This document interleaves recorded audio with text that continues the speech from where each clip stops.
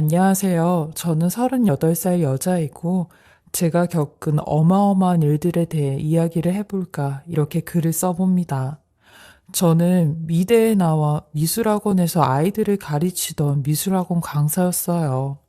꿈은 교사가 되는 게 꿈이었지만, 늦은 나이에 임용고시를 준비하고 합격을 하기는 버거워, 일찌감치 포기하고 강사가 되어 아이들을 가르치고 있었어요. 보통의 집안에서 자라 돈이 많이 들어가는 미대까지 묵묵히 지원을 해주신 부모님을 위해 제가 할 수 있는 건 얼른 취직을 해서 시집을 가는 거였어요. 다행히 미대로 제일 유명한 대학을 졸업해 미술학원에 취직을 하는 건 어렵지 않았어요. 그렇게 미술학원에서 2년 정도 일을 했을 때였어요. 같이 일을 하는 동료 강사의 초대로 이번에 새롭게 런칭을 하는 패션쇼장을 같이 가졌는데 패션쇼가 끝나면 뒤풀이 형식으로 파티를 진행하는 곳에 가게 되었어요. 같이 일하는 동료 강사가 워낙 인맥이 넓어 별의별 사람들을 다 알고 있었거든요. 심지어 기업 자제랑도 몇몇 친분이 있다고 했어요. 아무튼 저는 얼떨결에 동료 강사의 초대로 같이 그곳에 가게 되었는데 저로서는 대학 때도 클럽 한번 가보지 않은 터라 그런 곳은 머리털 나고 처음 가봤거든요. 그러니 약간 민망하기도 하고 뭘 어떻게 하고 있어야 될지도 몰라 어색하게 혼자서 샴페인만 홀짝홀짝 들이키고 있었어요. 같이 간 동료 강사는 죄다 아는 사람들 뿐인지 발에 걸리는 사람들마다 인사를 하기 바빴고 저 혼자만 냅두고 사람들하고 이야기하기 바쁘더라고요.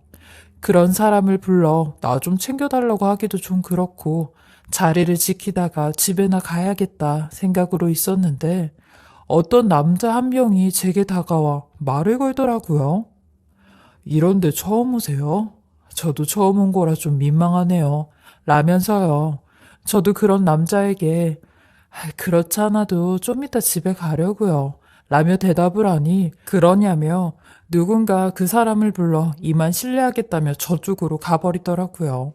그러더니 곧이어 동료 강사가 야단을 떨며 제게 다가오더니 어머머, 진주 선생님, 아까 그 남자, 그 사람이 뭐래요? 둘이 무슨 얘기했어요? 라고 하길래 별 얘기 안 했다고 그냥 이런 자리 민망하다고 그래서 저도 집에 가려고 한다고 뭐 이런 얘기밖에 안 했다고 하니 제 팔을 찰싹찰싹 때리며 어머머 선생님 저 사람 땡땡 기업 차남이에요. 대박 저 사람 아무랑 말 안 섞기로 유명한데 어떻게 선생님한테 말을 걸었대? 설마 선생님이 마음에 들어서? 웬일이니? 라며 되려 본인이 더 신이 나서 야단이더라고요. 저도 설마 싶은 마음에 그 사람을 흘끗흘끗 봤는데 그 사람 역시 저를 쳐다보고 있었고 저는 동료 강사한테 설마 무슨 마음이 있겠어요. 저쪽도 무료해서 말 건 거겠죠. 하며 넘겼습니다. 근데 그 파티장을 나가려고 하는 순간 그 남자가 먼저 저에게 다가와 연락처를 물어보더라고요. 저는 이게 무슨 꿈인 줄만 알았습니다. 드라마에서 나올 법한 일이었는데 인생은 드라마보다 더 드라마 같다고 그 말이 딱 제 얘기가 되었어요. 그 사람은 매일같이 제가 일하는 학원 앞으로 저를 데리러 왔고 분에 넘치는 공주 대접을 하기 시작했어요. 평생 먹어본 적도 없는 음식을 사주고 평생 해본 적도 없는 문화생활까지 시켜주곤 하는데 저보다 2살이나 어린 사람이 제가 좋다고 하니 뭐가 그렇게 좋았냐고 물어봤어요. 그러니 제가 본인 이상형이었다네요. 솔직히 제 외모가 특출나게 예쁘거나 눈에 띄는 외모도 아닌데 말이죠. 저 또한 저를 이뻐해주고 좋아해주어서 고맙긴 했지만 이 남자와는 딱 연애, 그 이상 그 이하는 아니었어요. 왜냐면 결혼은 언감생심 꿈도 못 꾸었거든요. 하지만 이 사람은 꽤나 진지하게 절 대하더라고요. 왜냐면 연애를 한 지 딱 1년 만에 결혼을 하자고 했거든요. 저는 감당이 안 돼 헤어지자고 했지만 이 사람은 끝까지 저를 포기하지 않았어요. 심지어 저희 부모님한테까지 와서 설득을 하는데 믿음직스러운 이 사람의 모습에 저희 부모님도 흔들리기 시작하셨죠. 저희 엄마는 선택은 진주 네가 하는 거지만 그런 집에 시집가면 돈 걱정, 일 걱정은 없이 평생 고생 안 하고 살지 않겠니? 라며 긍정적으로 생각을 해보라고 하셨고, 저희 아빠도 내가 평생 우리 딸한테 못해준 거 시집가서 대접받으면서 살면 얼마나 좋아 라고 하셨죠. 그렇게 저는 꼭 부모님 뜻이 아닌 제 뜻대로 이 사람의 프로포즈를 받게 되었고, 호락호락하지 않는 시부모님의 반대에도 장장 10개월이라는 시간에 걸쳐 결혼 허락을 받게 되었습니다. 그렇게 저는 그 집의 며느리로 첫 발을 내디게 되었는데 처음부터 쉽지가 않았습니다. 시어머니는 제게 뿌리 깊은 집안은 몇 년 동안 시댁에서 며느리 수업을 다 받고 나가야 된다며 신혼집을 해주지 않으셨고 시댁으로 들어오라고 하셨어요. 저는 미술학원 강사일도 그만둬야 했고 마음대로 나가지도 친정 식구들을 만나지도 연락도 하지도 못하는 시집살이가 시작이 되었어요. 시어머니는 남편과 시아버님이 계실 때는 천사의 얼굴로 제게 호의를 베푸셨고 이 둘이 출근을 함과 동시에 괴롭힘이 시작이 되었어요. 물론 시집살이라는 명목이었죠.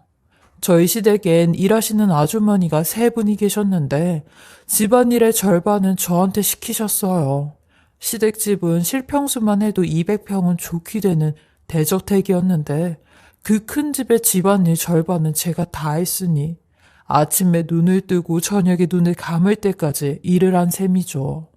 한 번은 제게 대놓고 그러시더라고요. 예, 너는 우리 집에서 딱 이 아줌마들하고 같은 위치니까 내가 널 대하는 것도 이 아줌마들한테 대하는 것처럼 똑같이 할 거다. 라며 화장실 청소일이며 정원에 거름을 주는 일이며 허드렛 일은 죄다 시키셨어요. 일하시는 아주머니들도 시어머니가 저를 이렇게 개차반으로 대하니 본인들도 저를 개차반으로 대하며 이거 해라 저거 해라 하시곤 하는데 제가 기댈 곳은 퇴근을 하고 오는 남편뿐이었죠. 남편도 우리 엄마가 그랬냐며 내가 어머니한테 잘 말씀드릴 테니까 걱정하지 말라고 했어요. 하지만 남편이 이런 말을 할 때마다 시어머니의 시집살이는 더욱 심해졌어요. 네가 뭔데 내 아들하고 내 사이를 갈라놓으려고 하니? 하며 오늘은 내가 아주 네 버르장머리를 싹 다 고쳐놓을 테니까 아주 두고 봐 라고 하시는데 오늘은 또 무슨 시집살이를 시키시려고 저러시나 싶었어요. 근데 시어머니는 시집살이가 아닌 그보다 더 심한 짓을 하시기 시작하는데 세상에 집에서 일하시는 아주머니를 총대동해 제가 가지고 있는 옷과 신발 그리고 가방을 싹 다 가지고 마당으로 내려가시는 겁니다. 저는 그때 다른 일을 하고 있었던 터라 나중에 그걸 보게 되었고 이미 제가 그걸 보고 맨발로 마당에 내려갔을 땐 활활 타오르고 있는 불구덩이에 제 옷과 가방 그리고 신발을 내던지고 있었어요. 저는 그때 처음으로 시어머니에게 소리를 질렀어요. 어머님, 아니 지금 뭐 하시는 거세요? 라고요. 그러니 시어머니는 절 향해 눈을 위아래로 흘기시며 저거 봐. 이게 지금 어따 대고 큰 소리야. 내가 오늘 말했지. 네 그 버르장머리 싹 다 고쳐놓을 거라고. 네 그 아주 못된 행동이 다 예전에 네가 했던 이 더러운 옷에서부터 오는 거야. 그러니까 죄다 태워버려야지. 그래야 네가 그딴 생각을 안 하지. 라면서 제가 보는 앞에서 아주 보란듯이 남은 옷을 불구덩이에 넣었는데 저는 그 순간부터 이혼을 할 생각에 증거부터 모아야겠다고 생각을 했어요. 그래서 이 모든 걸 사진으로 찍어놓고 일기장에 기록까지 해두었죠. 남편에게 이 모든 사진을 보여주고 시어머니가 이런 짓을 했다고 하니 이미 시어머니는 남편에게 약을 쳐놓았고 남편 또한 제게 자기야, 나도 엄마한테 오늘 얘기 다 들었는데 엄마가 자기가 입고 다니는 옷이 너무 허름하고 오래된 옷일 뿐이라 새로 다 사주려고 일부러 그렇게 태우셨대. 새롭게 시작하는 마음으로 우리 둘 앞길 창창하라고 버리는 것보다 태우는 게 낫다며 그렇게 하셨다는데 엄마 속마음 좀 자기가 이해해 주라 라고 하는데 시어머니는 저를 무슨 히스테리 부리는 이상한 여자로 몰고 가고 있었어요. 저 또한 1년이 넘게 시댁에서 이런 대접을 받으니 점점 제 자신이 저도 모르게 이 집의 노예가 되어가고 있는 기분이었죠. 그러던 어느 날 주말 이렇게 살다간 정신병이 올 것 같아 남편에게 친정이라도 갔다 와야겠다고 했어요. 1년 동안 친정에 간 적이 아예 없었거든요.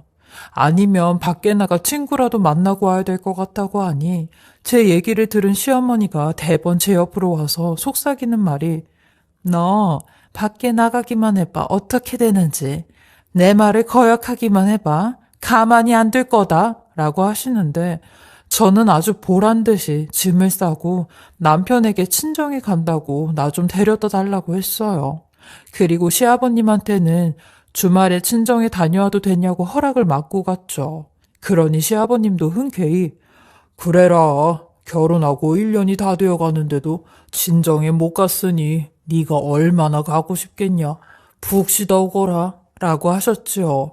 저는 옳댔구나 싶어 시어머니가 보는 앞에서 보란듯이 캐리어를 끌며 다녀오겠다는 인사를 하고 나왔습니다. 현관 대문을 나오는 순간 자유를 맛본 사람이었고 공기부터가 달랐죠. 친정에 가서 엄마와 아빠 그리고 동생을 보는 순간 눈물이 왈칵 쏟아졌습니다. 그리고 2박 3일 동안 불편함과 동시에 행복한 주말을 보내고 월요일 점심이 지나 시댁에 들어가게 되었어요. 엄마는 가서도 기죽지 말라며 조금만 더 고생하면 네 시어머니 텃세도 금방 가라앉을 거라고 엄마 밥 먹으면서 기운내라며 제가 좋아하는 곰탕이랑 겉절이 그리고 젓갈 등을 싸주셨어요. 저는 양손 가득 엄마의 사랑과 정성을 들고 그 집에 들어가는데 무슨 도살장에 끌려가는 가축 같았죠. 집에 가니 시어머니는 안 계시는 듯 했고 아주머니들만 집에 계시더라고요. 저는 아주머니들에게 시어머니는 어디 가셨냐고 물어도 대꾸도 안 하는 겁니다. 이 아줌마들마저 나를 개무시하는구나 싶은 생각에 나도 이런 전쟁터 같은 시댁에서 살아남으려면 더 지독해져야겠다 생각을 했어요. 암튼 저는 점심때를 놓쳐 엄마가 싸주신 반찬으로 밥을 해서 먹으려고 국을 데우고 반찬을 그릇에 담아 한창 맛있게 먹고 있을 때였어요. 근데 얼마 안 돼 집에 돌아오신 시어머님 목소리가 들려왔고 집에 오시자마자 제 신발을 봤는지 아우 이게 뭔 냄새야? 웬 젓갈 냄새랑 액젓 냄새가 진동을 해? 라고 하시는 겁니다. 저도 그 소리에 벌떡 일어나 시어머님에게 어머님 저 친정 잘 다녀왔습니다. 지금 밥 먹고 있는 중이라서요. 라고 했어요. 그러니 부엌으로 가신 시어머니가 다짜고짜 제 밥상을 보시곤 이런 그지 같은? 너 이건 뭐야? 우리 집에 웬 젓갈이랑 겉절이랑 사골이 있어? 혹시 이거 다 니네 집에서 가지고 왔어? 라고 하시길래 엄마가 싸주셔서 가지고 왔다고 하니 갑자기 눈이 돌변하며 제가 먹고 있던 사골 그릇을 제 머리에 쏟아붓는 겁니다. 그리고 겉절이랑 젓갈 반찬을 제 얼굴에 집어던지시더니 야, 너 어디서 이런 경박스럽고 그지 같은 음식을 우리 집에 가지고 들어와? 어? 여기가 무슨 니네 집처럼 끝 떨어지는 곳인지 알아? 이게 진짜 시댁을 우습게 봐도 유분수지. 네 엄마 음식 장사하는 거 온 동네방네 떠들고 있냐? 이런 그지 같은 음식 싸가지고 와서? 아니 이게 진짜 오냐오냐 해주니까 내가 우스웠지? 너 오늘 내가 진짜로 가만 안 둬. 하며 제 멱살까지 잡으시는데 저는 사정없이 시어머니에게 이리 휘둘리고 저리 휘둘려졌고 한바탕 시어머니의 난투극이 끝난 뒤 저는 바닥에 내팽개쳐지고 말았어요. 시어머니는 어질러진 주방의 바닥을 보며 예, 너 여기 빨리 치워. 새하얀 대리석 물들기 전에. 그리고 한 번만 더 이런 서민 음식, 아니 이 그지 같은 음식 가지고 왔다간 이렇게 안 끝나. 이게 감히 나를 뭘로 보고? 라며 씩씩대시고 방으로 들어가시는데 저는 이것 또한 전부 다 사진으로 남겼습니다. 음식을 저한테 쏟아부은 모습과 저를 핥힌 자국까지 이젠 남편한테 이런 얘기를 해도 먹히지 않아 제 손으로 해결을 해야겠다고 생각을 했고 저의 분노도 그날 저녁에 터지고야 말았어요. 아니 한 저녁 5시쯤이었는데 온 집안에 사골 끓이는 냄새가 진동을 하는 겁니다. 분명히 저 사골은 저희 엄마가 싸주신 사골인데 말이죠. 저는 어떻게 된 건가 싶어 1층 주방으로 내려갔는데 세상에 시어머니가 저희 엄마가 싸주신 사골이랑 겉절이랑 젓갈을 내놓고 식사를 하고 계시는 겁니다. 저는 그 모습에 눈이 완전히 뒤집혀졌고 미친 듯이 주방 쪽으로 돌진해 시어머니에게 지금 뭐 드시고 계세요? 이거 울 엄마가 싸준 음식 아니에요? 얼굴에 철판을 깔아도 유분수지. 이걸 왜 당신이 먹고 있어? 라며 의자를 들어 밥상을 내리쳤어요. 그리고 국그릇을 들어 바닥에 깨부수며 당신이 뭔데 울 엄마가 싸준 음식을 먹고 있냐고! 라며 미친 사람처럼 발광을 했죠. 그러니 시어머니는 제 행동에 놀라 소리를 지르며 아줌마들에게 저 좀 말리라고 제 진짜 제정신이 아니라고 하는데 저도 그 말에 당연히 제정신 아니죠. 당신이 나한테 했던 것들 똑같이 당해볼래요? 사람이 제대로 살 수 있나 없나? 나도 이젠 가만히 안 있어. 라며 난리를 치니 시어머니는 너 당장 우라들하고 이혼해. 이런 미친 애가 어딜 우리 집안에 들어왔냐고. 내가 이럴 줄 알았어. 근본부터 알아봤어야 됐는데 무식하고 돈도 없는 그지 같은 집안에 졌단 애가 여기가 어디라고 들어왔냐.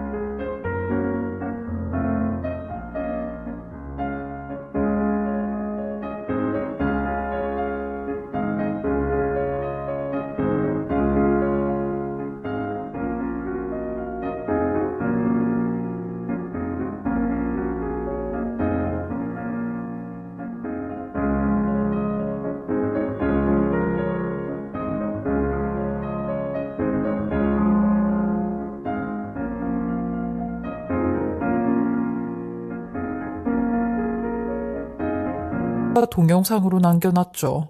이렇게 온 집안을 쑥대밭으로 만들어 놓고 시어머니랑 한바탕 난리를 치고 있는데 시아버지랑 남편이 같이 퇴근을 해 집에 들어왔고 시어머니는 그 두 사람이 오자마자 질질 짜며 우리 집에 정신병자가 들어왔다며 이거 보라고 이 난리를 친 거 보라며 얘 당장 내쫓아야 돼 라고 하는데 남편이 지 엄마가 하는 소리만 듣곤 저한테 다가와 멱살을 잡으며 네가 우리 엄마한테 그랬냐며 밀치기까지 하는데 저는 그런 남편과 시부모한테 아줌마 내가 매번 당신한테 당하고만 있으니까 날 등신 핫바지로 봤지. 나 여태 당신이 나한테 했던 모든 폭언, 시집살이, 심지어 핥히고 꼬집은 것들까지 전부 다 기록해두고 사진으로 남겨놨어. 내가 이혼하면서 순순히 물러날 것 같지? 이 무식한 아줌마야. 지금 시대가 어느 시대인데 되도 안 되는 시집살이로 나를 잡을 수 있을 것 같아? 내가 가지고 있는 증거들만 해도 한두 개가 아닌데? 나 이거 전부 다 언론에 뿌리고 인터넷 커뮤니티에 올려서 니네 기업 싹 다 망하게 할 거야. 사람 참 우습게 봤지? 라며 혈안이 된 얼굴로 고래고래 소리를 질렀어요. 남편네 집 기업이 그렇게 큰 기업은 아니었지만 업계 바닥에서는 꽤나 뜨고 있는 기업이었거든요. 그러니 남편과 시아버님은 사색이 된 얼굴로 제발 조용히 끝내자며 저를 어르고 달래시고 하는데 시어머니는 끝까지 너 그거 함부로 증거라고 내밀다가 사실 아니면 나도 무고로 너 역고소할 거야 라고 하는데 잘못을 해도 잘못했다는 말 한마디 없는 시모에게 아줌마 그렇게 당당하면 법정에서 봐요. 그리고 내가 당신들 사회에서 아주 생매장 시켜버리고 단두대 앞에 올려놓을 테니까 그때 보자고요. 라고 하니 시아버님은 시어머니에게 당신은 좀 가만히 있으라며 예, 법적으로 이혼 절차 밟아서 위자료랑 재산 분할 해줄 테니까 조용히 넘어가자. 아유, 언론이랑 기자들 붙으면 너도 시끄러워져. 라고 하는데 저는 그걸로 안 끝날 거라고 했어요. 시어머니가 내 앞에서 무릎 꿇고 미안하다고 사과해야 끝낸다고 했죠. 근데 시어머니는 끝까지 자기가 왜 그래야 되냐며 웃기지 말라고 하는데 그런 시어머니에게 아주 촌철살인 날렸습니다. 아줌마, 정신 차려요. 당신네들이 뭐 그렇게 대단한 대기업 재벌이라도 되는 줄 알고 이런 짓 하는 것 같은데 당신네들만큼 잘 사는 사람들 세고 셌어요. 그래도 그 사람들은 이런 갑질 안 한다고 합디다. 무식한 사람들이 졸지에 졸부돼서 이런 갑질하는 거지. 딱 아줌마 얘기 아니에요? 라고 했어요. 이렇게 속 시원하게 할 말 다 하고 남편 놈한테도 변호사 통해서 소장 보낼 테니까 그렇게 알라고 하며 저희 엄마가 싸준 반찬들 싹 다 가지고 나왔습니다. 뒤에서 CM이가 욕을 하든 말든 아주 뻔뻔스럽게 제가 챙길 거 다 챙기고 나왔어요. 남편 놈과 이혼 소송을 하는 근 1년 동안은 제겐 또 다른 고통이었어요. 소송을 하면서 그 지긋지긋한 CM이 얼굴도 같이 봐야 했거든요. 저는 소송을 통해 위자료랑 재산 분할을 받아 제가 살 집과 차 그리고 조그만한 미술학원 정도는 차릴 돈을 받게 되었고 2년간에 걸친 미친 결혼 생활을 끝내게 되었습니다. 제 이혼 소식과 동시에 저희 부모님께서는 그동안 흘리지 않았던 눈물을 흘리며 미안하다라는 말만 연신 내뱉으셨어요. 그리고 간혹가다 전 남편의 집안 소식과 기업 소식을 듣곤 하는데 전 남편은 이혼과 동시에 재혼을 하였고 언론에 알려진 바로는 8개월 연애 후 결혼을 했다고 했는데 그 기간이면 저랑 이혼 소송을 하고 있던 그 기간이었어요. 그 사이에 또 여자를 만나 결혼까지 한 걸 보곤 전 남편 놈도 보통 또라이는 아니구나 라는 생각이 들었어요.